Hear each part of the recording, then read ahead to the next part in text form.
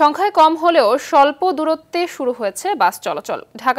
ঢাকা থেকে টাঙ্গাইল ও ময়মনসিংহ কয়েকটি জেলায় চলছে দূরপাল্লার গাড়ি।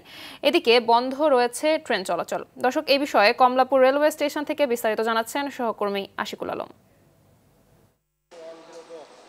মাহবুবা, ধন্যবাদ আপনাকে। আমি এখন আছি কমলাপুর রেলওয়ে স্টেশনে। আপনি জেনে থাকবেন যে কোটা সংস্কার আন্দোলনকে কেন্দ্র করে সারা দেশে যে নৈরাজ্যকর একটি পরিস্থিতি সৃষ্টি হয়েছে, সেটিকে কেন্দ্র করে কিন্তু রেল চলাচল বন্ধ আছে এবং এই রেল চলাচল বন্ধ থাকার কারণে কিন্তু যাত্রীরা চরম দুর্ভোগে আছেন। আমি যদি আপনাকে একটু দেখানোর চেষ্টা করি মাহবুবা, যে আপনি দেখবেন যে এখানে যারা আছেন তারা কিন্তু অধিকাংশই যারা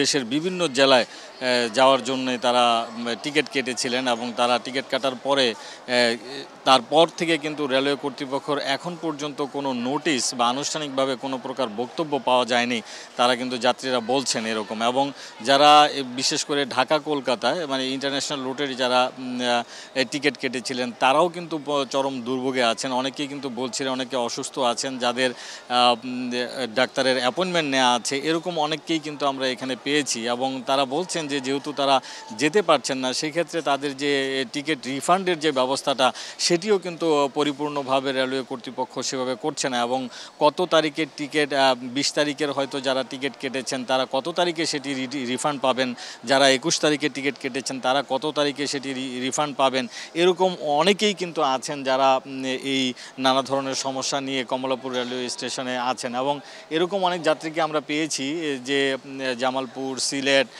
বিভিন্ন জেলার যাত্রী যারা এই স্টেশনে অপেক্ষা করছেন এবং তারা অপেক্ষা করছেন যে কখন ট্রেন ছাড়বে। এছাড়াও কিন্তু আনুষ্ঠানিকভাবে তারা একটি ঘোষণা রেলওয়ে কর্তৃপক্ষের কাছ থেকে চান, যেটির মাধ্যমে আসলে সবাই জানতে পারবেন যে কবে নাগাদ রেল চলাচল স্বাভাবিক হতে পারে। মাহবুবা, এই ছিল আমার কাছে কমলাপুর রেলওয়ে স্টেশন থেকে এখনকার মতো সর্বশেষ খবর।